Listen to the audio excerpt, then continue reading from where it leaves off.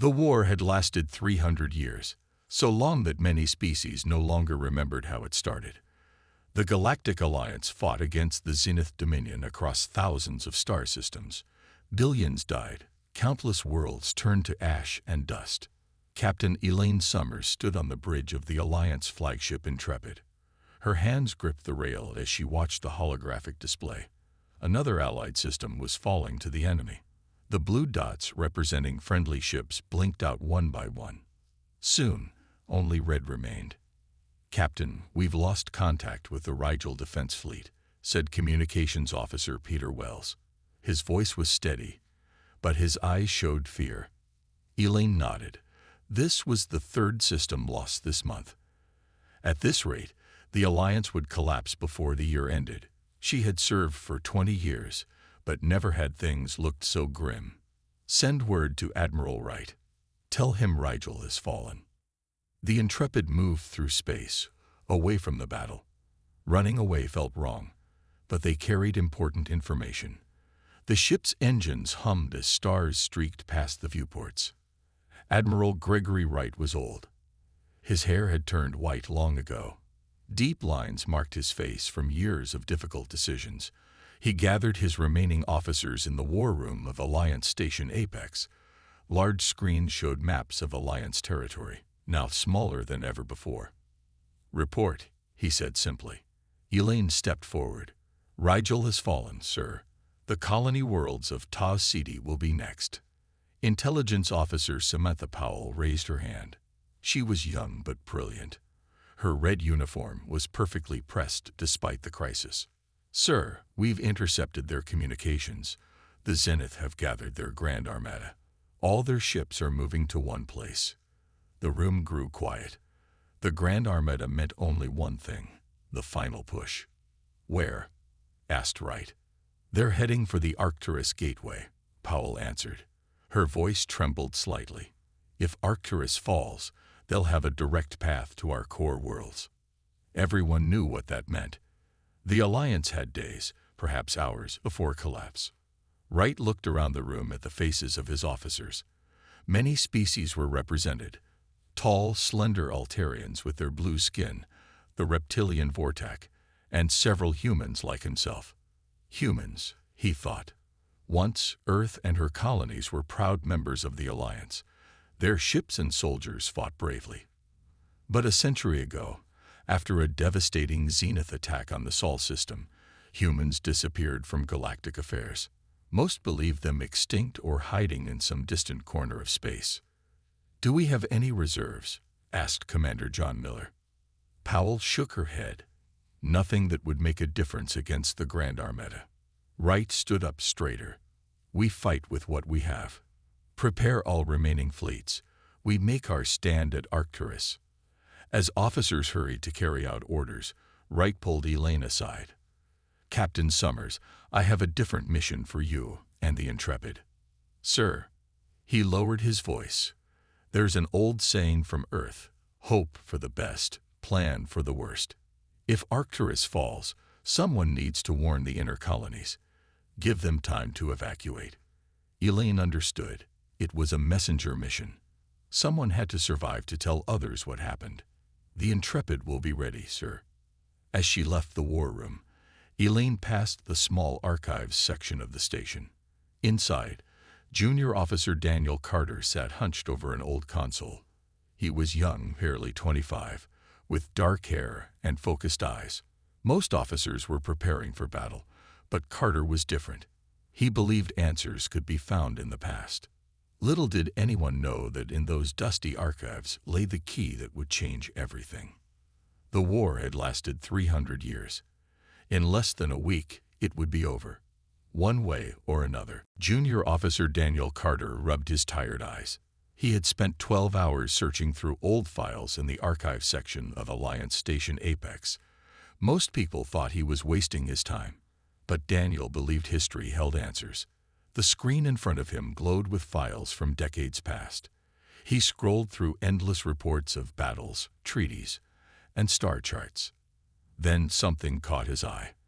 A sealed communication protocol with Earth military markings. It was nearly a century old. Daniel leaned forward. Earth communications were rare.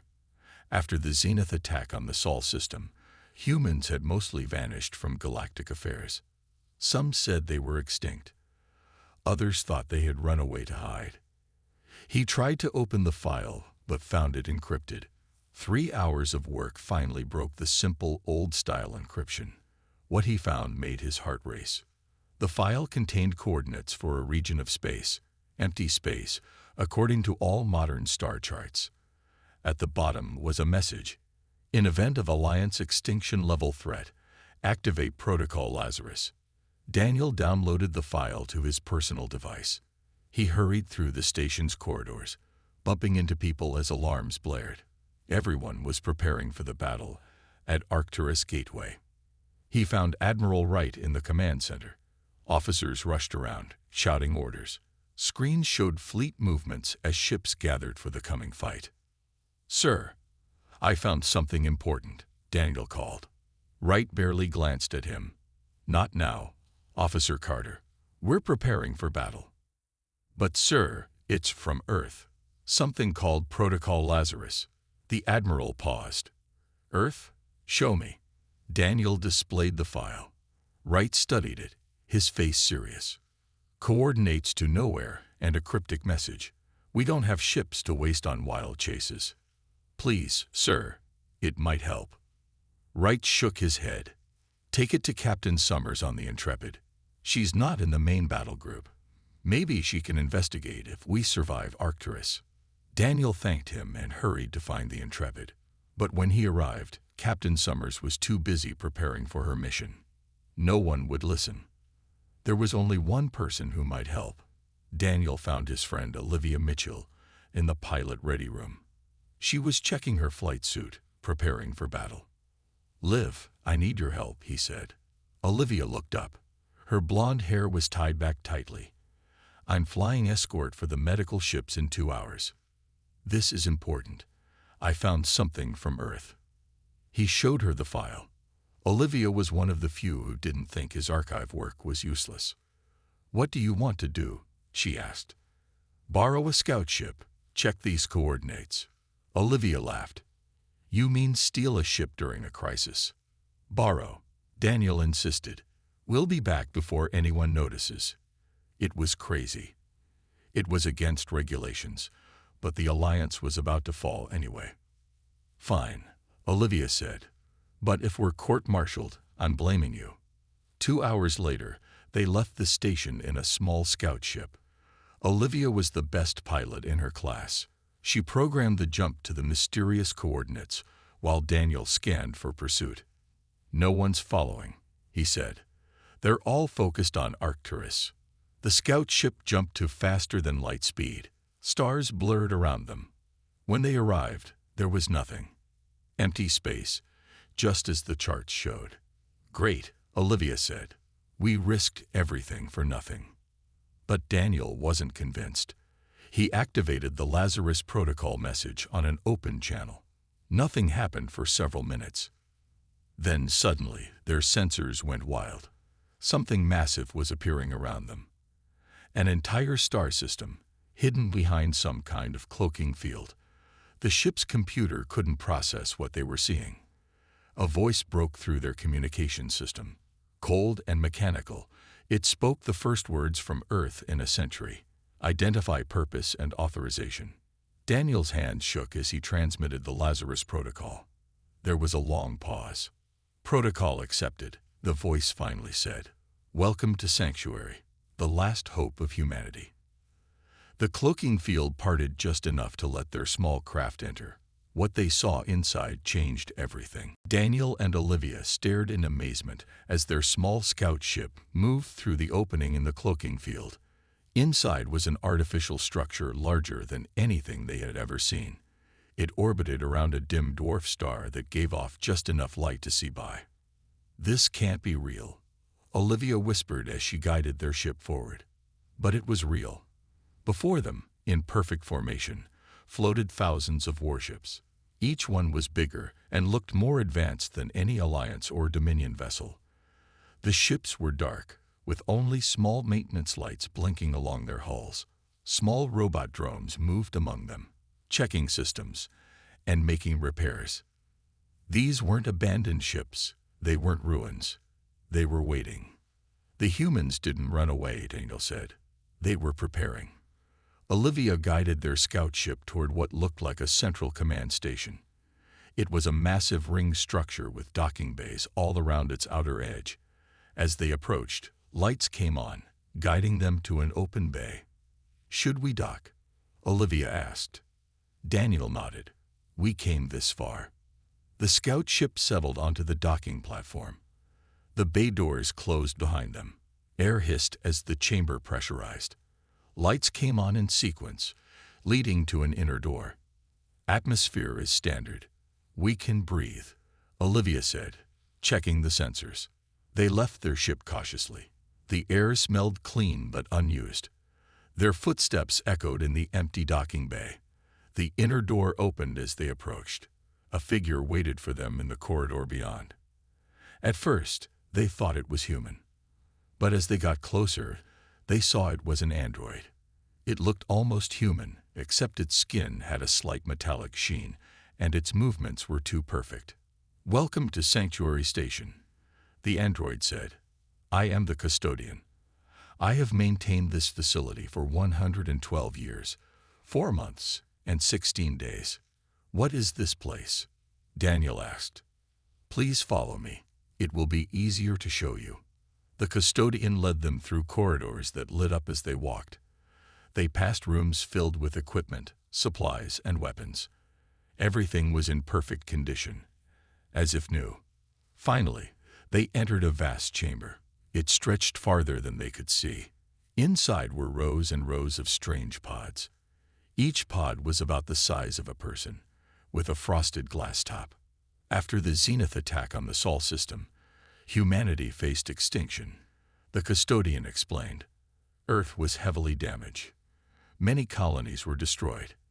The survivors made a difficult choice. The android approached one of the pods and wiped the frost from its surface. Inside was a human woman in a military uniform. She appeared to be sleeping. Instead of fighting a war they could not win, they would create a fleet that could end any war. While appearing to retreat from galactic affairs, humans pooled all remaining resources to build this hidden fleet. Daniel looked around at the thousands of pods. Are they all? Yes. Volunteer soldiers and officers. They entered suspended animation, to sleep until needed, until the Alliance faced total destruction. The custodian led them to a central area where a larger pod stood apart from the others. "This is Fleet Admiral Nathan Grant, former Earth Defense Commander. He volunteered to lead the contingency force, knowing he might sleep for centuries." "How many ships are there?" Olivia asked. 5,243 capital ships, plus support vessels, fighters, and weapon platforms. The human contingency fleet was created for one purpose: to ensure the survival of all free species should conventional defense fail. Daniel thought about the Zenith Armada heading for Arcturus Gateway, about the Alliance on the brink of defeat. "The Alliance is about to fall," he said. "Can you wake them?" The custodian's eyes glowed slightly brighter. Protocol Lazarus was designed for exactly this scenario. The revival process can begin immediately. However, it will take approximately 12 hours to safely revive the command staff.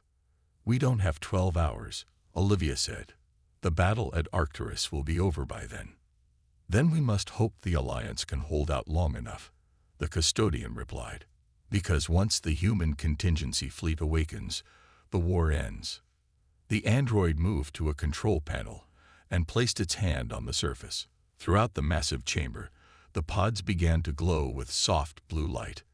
The revival had begun. Daniel and Olivia raced back to Alliance Station Apex in their scout ship. The trip felt much longer than their journey out.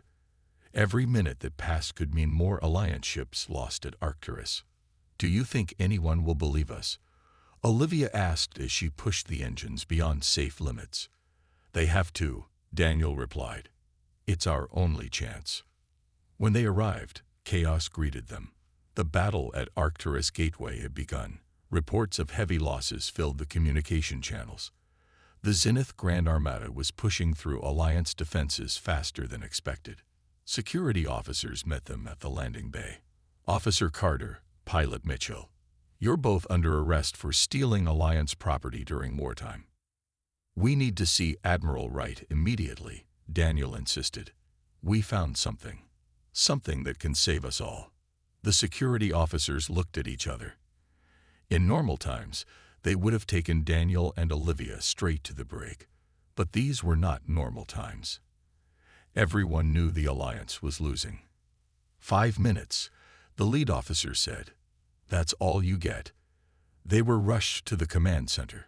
Admiral Wright stood before a large display showing the battle. Red dots overwhelmed the blue. His face looked older than when they had left. Sir, Daniel called. We found it. We found the human contingency fleet. Wright turned slowly. What did you say? Daniel and Olivia quickly told him what they had discovered, about the thousands of ships, about the sleeping soldiers, about the custodian and Admiral Grant. Wright listened silently. When they finished, he asked one question. Can they fight? Yes, Olivia answered. But the custodian said it would take 12 hours to safely wake the command staff. Wright looked back at the battle display. We might not have 12 hours. The Zenith have broken through our outer defenses. He was quiet for a moment, thinking. Then he made his decision. Captain Summers. Elaine Summers stepped forward. Sir, take the Intrepid to these coordinates. See this for yourself. If what they say is true, we need that fleet. Captain Summers nodded.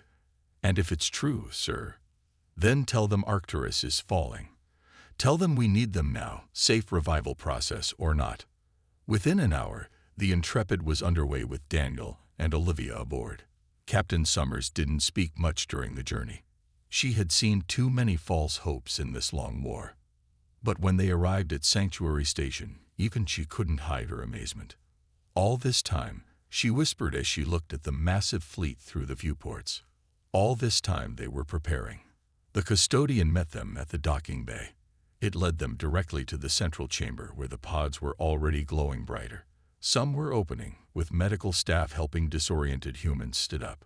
How long until they can fight? Captain Summers asked. Admiral Grant will be fully revived in 9 more hours. The custodian replied. The fleet requires at least. Arcturus is falling. Summers interrupted. The Alliance doesn't have 9 hours. The custodian's face showed no emotion, but it paused longer than normal. Accelerating the revival process could cause complications, memory loss, muscle weakness, in some cases, death. If the Alliance falls, everyone dies, Summers said firmly. Another voice joined the conversation. Then we wake up faster. They turned to see a pod had fully opened. A man was sitting up, removing monitoring devices from his arms. Despite just waking from a century of sleep, his eyes were alert and focused. The name tag on his uniform read Grant. Admiral, the custodian said. The safe revival protocol has not completed. Situation has changed. Admiral Nathan Grant stood shakily. 2 medical staff moved to help him, but he waved them away. We built this fleet for one purpose. Sounds like that purpose is now. He looked at Captain Summers, Alliance officer. Captain Elaine Summers of the Intrepid. Sir. Brief me, Captain. How bad is it? The Zenith Grand Armada is breaking through at Arcturus. If it falls, they have a direct path to our core worlds. Grant nodded. He turned to the custodian. Wake the primary command staff immediately. Get medical to pump us full of whatever they need to. We launch in 3 hours. 3 hours. The custodian actually sounded surprised. Sir, even with acceleration. I didn't sleep for a century to wake up too late, Grant said firmly. Wake my people. Now. Throughout the vast chamber, pods began opening faster. Across the fleet, lights came on as systems powered up. The sleeping giants were awakening. The command center of Sanctuary Station buzzed with activity. Humans who had been asleep for over a century now moved with purpose. checking systems, and preparing for battle. Some still looked pale and shaky from the rushed revival, but their eyes were determined. Admiral Grant stood before a large tactical display. Despite just waking up, he absorbed information quickly. Captain Summers watched him with growing respect. This was a man who had sacrificed a normal life to be ready for this moment. "Your fastest ship can get a message to Admiral Wright?" Grant asked. "Yes, sir. The Intrepid can reach Arcturus in under 2 hours at emergency speed." Grant nodded. "Tell him to hold position as long as possible. Don't throw away ships needlessly. We're coming." As Captain Summers left to send the message, Commander Eric Daniels approached. He was Grant's executive officer, a tall man with dark skin and closely cropped gray hair. Medical staff had cleared him for duty just minutes earlier. "Fleet status report, sir," he said, handing Grant a datapad. 80% of command staff successfully revived. Minimal complications. All ship systems are operational. Grant studied the report. "And our special systems. All functioning perfectly. The Zenith won't know what hit them." Grant allowed himself a small smile. A century of technological development they know nothing about. Time to put it to use. In another part of the station, Daniel and Olivia watched in amazement as the human fleet came alive. Ships that had been dark now glowed with power. Communication channels filled with chatter as crews took their stations. "I can't believe this is happening," Daniel said. "When I found that old protocol, I never imagined." "You may have saved the Alliance," Olivia replied. "Not bad for a guy who spends his time in dusty archives." A crew member approached them. "Officer Carter, Pilot Mitchell. Admiral Grant requests your presence on the flagship." They were escorted to a massive warship named Reckoning. Unlike Alliance vessels with their sleek, curved hulls, this ship was angular and menacing. Its weapon systems made the Intrepid look like a toy. On the bridge, Admiral Grant was meeting with his senior officers. The tactical display showed the current battle at Arcturus Gateway. The situation looked grim. Over half the Alliance fleet was destroyed or disabled. "Our priority targets are these command ships," Grant was saying, highlighting several large vessels in the Zenith formation. "Take those out, and their fleet coordination collapses." He noticed Daniel and Olivia. "Ah, the ones who found us. The Alliance owes you a debt. So does humanity." "Sir, we were just doing our duty," Daniel said. "And now I have a request. Will you join us for this mission? I need people who understand both our fleet and the current Alliance." Daniel and Olivia looked at each other. They hadn't expected this. "We'd be honored, sir," Olivia answered for both of them. "Good. Mitchell, I understand you're a pilot. Report to Commander Lisa Wade on Deck 7. She needs skilled pilots familiar with current Alliance flight patterns." "And me, sir?" Daniel asked. "You'll work with Lieutenant Heather Franklin, our tactical officer. Your knowledge of Alliance archives and history might prove useful." As Daniel left to find Lieutenant Franklin, he passed through a weapons bay. Crews were loading missiles unlike any he had seen before. A nearby engineer noticed his curious look. "Adaptive penetrators," the engineer explained proudly. "They reconfigure in flight to bypass Zenith shields. We've spent decades studying their defensive weaknesses." All across the fleet, similar preparations were underway. Specialized weapons designed to exploit specific Zenith vulnerabilities. Stealth systems that could hide the human vessels from Zenith sensors. Communication networks that couldn't be intercepted or jammed. On the bridge of the Reckoning, Admiral Grant received the final readiness reports. Commander Daniels stood by his side. "All ships report ready, sir. Medical has cleared the last of the essential personnel." Grant nodded. He looked around at the bridge crew, men and women who had sacrificed a century of their lives for this moment. "Send the order to all ships. We launch in 30 minutes. Set course for Arcturus Gateway." Throughout the fleet, engines powered up. The massive ships began to move in perfect formation, leaving their hiding place for the first time in 100 years. The Zenith Dominion had no idea what was coming for them. The battle at Arcturus Gateway was going badly for the Alliance. Admiral Wright watched from his command ship as another cruiser exploded into fragments. His forces were fighting bravely, but they were outnumbered and outgunned. "Sir, the Zenith are breaking through Sector 4, reported his tactical officer. "Our line can't hold much longer." Wright nodded grimly. "Tell all ships to fall back to secondary positions. We need to buy more time." "Time for what, sir?" asked his executive officer quietly. Few knew about the human fleet. Hope was in short supply. "You'll see," Wright replied.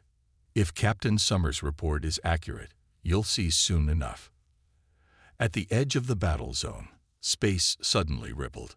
Massive ships appeared out of nowhere, the vanguard of the human contingency fleet. Their arrival was silent and unexpected. No hyperspace windows, no jump signatures that Zenith sensors could detect. On the bridge of the reckoning, Admiral Grant surveyed the battle. "Status report. Alliance forces are falling back in most sectors," Lieutenant Heather Franklin reported. She was a young officer with short brown hair and sharp eyes. Daniel stood beside her, helping interpret Alliance battle formations. "Zenith forces are pushing toward the gateway. They haven't detected us yet." "Good. Commander Russell, you may begin the first strike."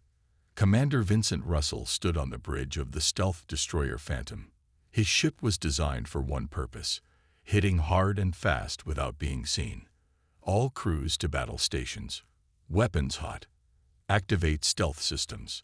The Phantom and 20 similar destroyers disappeared from all sensors as they advanced toward the rear of the Zenith formation.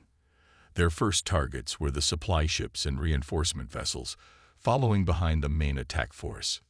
In firing range, Russell's weapons officer reported, "Targeting Zenith supply convoy." Fire. Advanced missiles streaked through space. Unlike conventional weapons, these left no energy trail to track back to their source. The Zenith supply ships had no warning before the missiles struck.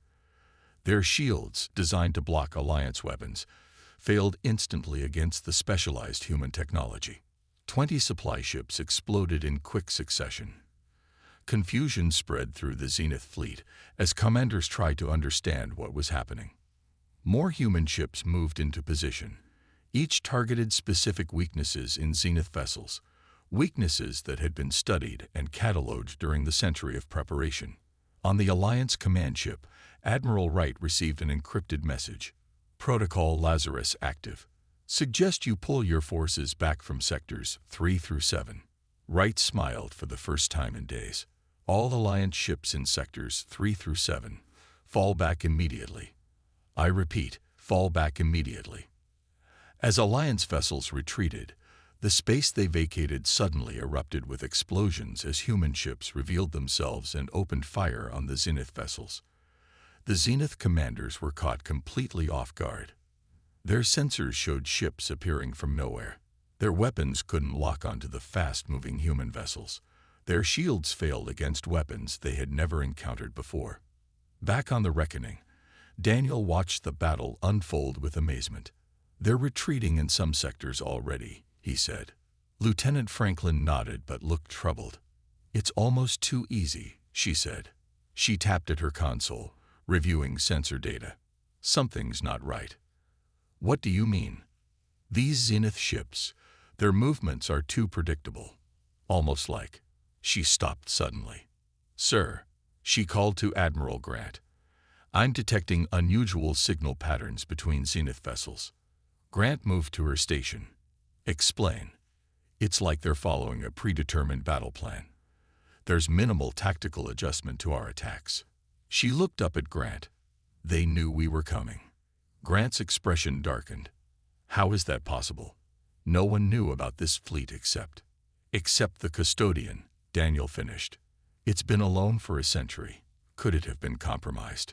Before Grant could answer, several human ships at the edge of the formation suddenly lost power. Their weapons went silent. Their engines died. Multiple ships reporting system failures. Commander Daniels reported, "Something's triggering emergency shutdown protocols." The custodian, Grant realized. It has remote access to all fleet systems. At that moment, a new Zenith battle group emerged from hyperspace directly behind the human fleet's position. It was a trap. All ships override shutdown protocols, Grant ordered. Authorization Grant Alpha 09. Switch to manual control systems. But for some vessels, the order came too late. Zenith warships targeted the disabled human vessels, firing without mercy. The element of surprise was gone. The real battle had begun. Chaos erupted across the human fleet. Ships that moments ago had been winning the battle now struggled to stay operational. The Zenith ambush force closed in, targeting the disabled vessels first. On the reckoning, Admiral Grant's voice remained calm despite the crisis. All functioning ships formed defensive positions around disabled vessels. Technical teams, get those manual overrides working. Commander Daniels worked frantically at his station. Sir, approximately 1/4 of our fleet is affected. The rest have successfully bypassed the shutdown protocols. Lieutenant Franklin had moved to another console. Her fingers flew across the controls as she traced the source of the problem. Sir, I've isolated the signal. It's definitely coming from Sanctuary Station. The custodian is sending the shutdown codes. Daniel stood nearby, feeling helpless. He had been the one to discover Protocol Lazarus. Now it seemed the protocol had been compromised. We need to cut off that signal, Grant said. Can we block it? Not completely, Franklin replied. But I can modify our communication array to interfere with it. It won't help the ships already affected, but it might prevent more shutdowns. Do it, Grant ordered. As Franklin worked, the battle grew more intense. Commander Russell's ship, Phantom, took heavy damage from 3 Zenith cruisers. We've lost engines, Russell reported over the comm. Weapons at 40%. Shield generators failing. Grant's face showed no emotion, but his voice tightened. Hold position, Commander. Support is coming. He turned to Daniels. Launch all fighters. Priority protection for disabled ships. Hundreds of small fighter craft poured from the hangars of the still-functioning human vessels. They swarmed around the larger ships, intercepting Zenith attackers. On the Phantom, Commander Russell knew they were in trouble. His ship had been specifically targeted, suggesting the Zenith knew exactly which vessels posed the greatest threat. All non-essential personnel to escape pods, he ordered. Weapons crew remains at stations. Sir, his communications officer said quietly, we can't hold much longer. Russell nodded. I know, but we can make sure the Zenith remember us. He opened a channel to the reckoning. Admiral, requesting permission to engage self-destruct sequence on my command. There was a brief pause before Grant replied. Permission granted, Commander. Make it count. Russell smiled grimly. Always do, sir. He turned to his remaining crew. Target the largest Zenith command ship. Use remaining engine power to get us as close as possible. The damaged Phantom surged forward, trailing debris and venting atmosphere. Zenith vessels continued firing, but Russell's skilled helmsmen weaved through the barrage, closing the distance to the massive Zenith command carrier. Back on the reckoning, Franklin had succeeded in partially blocking the custodian's signal. That's the best I can do, sir. No more shutdowns for now. Grant nodded. Well done, Lieutenant. He turned to Daniel. You know the custodian better than anyone here. Could it have been compromised during the long sleep? Daniel thought back to their brief interactions with the android. It's possible. A century alone. Maybe Zenith agents found the station at some point. We need to end this quickly, Grant decided. Captain Summers, is your ship still operational? Elaine stepped forward. She had remained aboard the Reckoning as liaison to the Alliance forces. Yes, sir. The Intrepid is ready. I need a strike team to board the main Zenith command carrier. Their entire battle network runs through that ship. Take it out, and their coordination collapses. My ship isn't equipped for that kind of mission. Summers said. No, but you know Alliance tactics, and you've fought the Zenith for years. Grant looked at her steadily. You're the best person for this job. Summers straightened. I'll need volunteers. Take Officer Carter and Pilot Mitchell, Grant said. They've proven themselves resourceful. As Summers, Daniel, and Olivia prepared to leave, Russell's voice came over the comm one last time. Approaching target. Escape pods away. Beginning self-destruct sequence. On the main view screen, they watched as the Phantom rammed directly into the side of a Zenith command ship. The explosion tore a massive hole in the larger vessel's hull. That's your entry point, Grant told Summers, pointing to the damaged section of the Zenith ship. Commander Russell just gave you a way in. Summers nodded grimly. We won't waste it. As they hurried to the Intrepid, Daniel looked back at the battle. Ships exploded in silent flashes. Fighters dodged and weaved between larger vessels.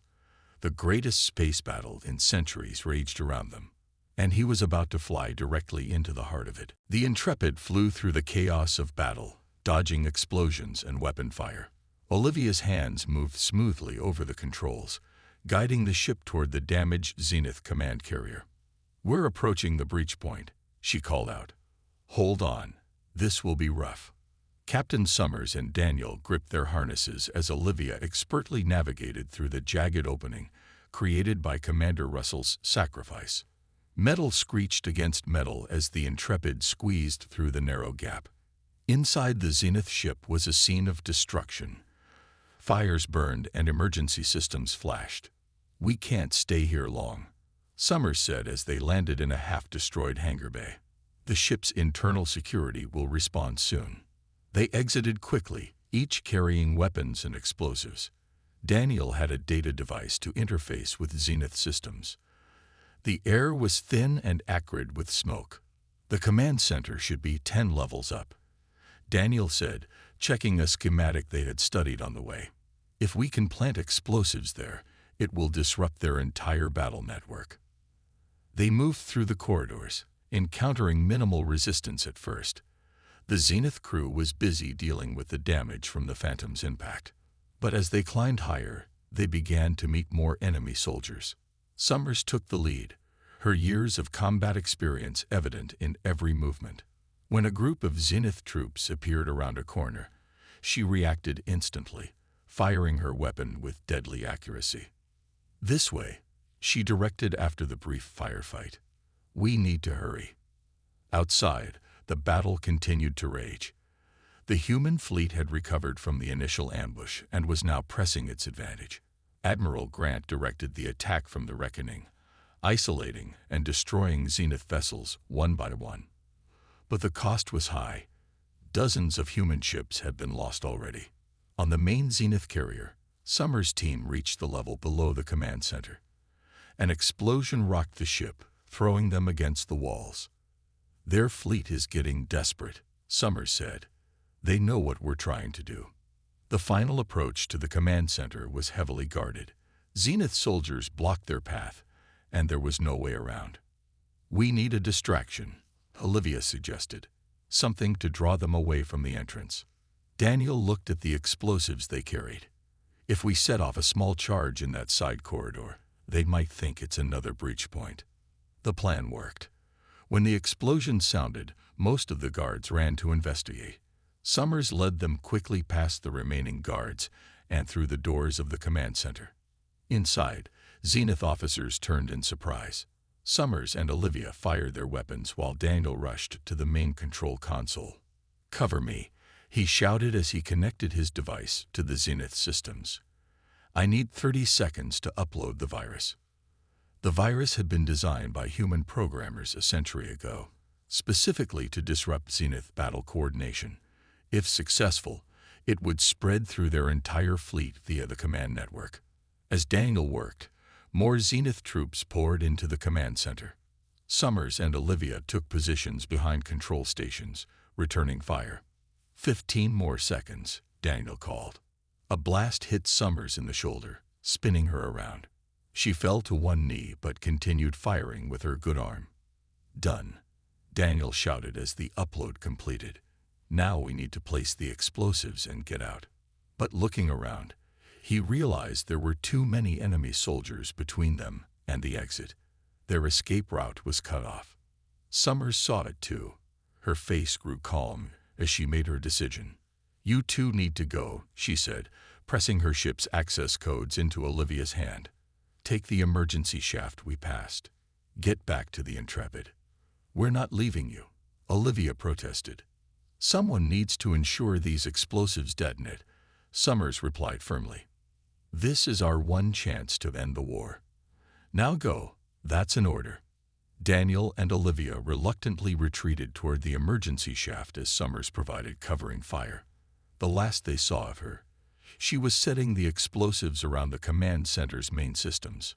They'd barely made it back to the Intrepid and launched before the massive explosion tore through the upper section of the Zenith carrier. The command center was completely destroyed, and with it, the Zenith's ability to coordinate their forces. Throughout the battle zone, Zenith ships suddenly lost formation. Their synchronized attacks fell apart. The human fleet and Alliance forces pressed their advantage, targeting the now disorganized enemy vessels. On the Reckoning, Admiral Grant watched as the tide of battle turned decisively. "Captain Summers," he asked when Daniel and Olivia reported in. "She stayed behind," Daniel said quietly, "to make sure the mission succeeded." Grant nodded solemnly. "Her sacrifice won't be forgotten." Within hours, the battle was over. The Zenith Grand Armada, once the most fearsome force in the galaxy, was in full retreat. Those ships that could still flee did so, jumping away to distant systems. The war that had lasted 300 years had ended in a single day, just as the humans had planned a century ago.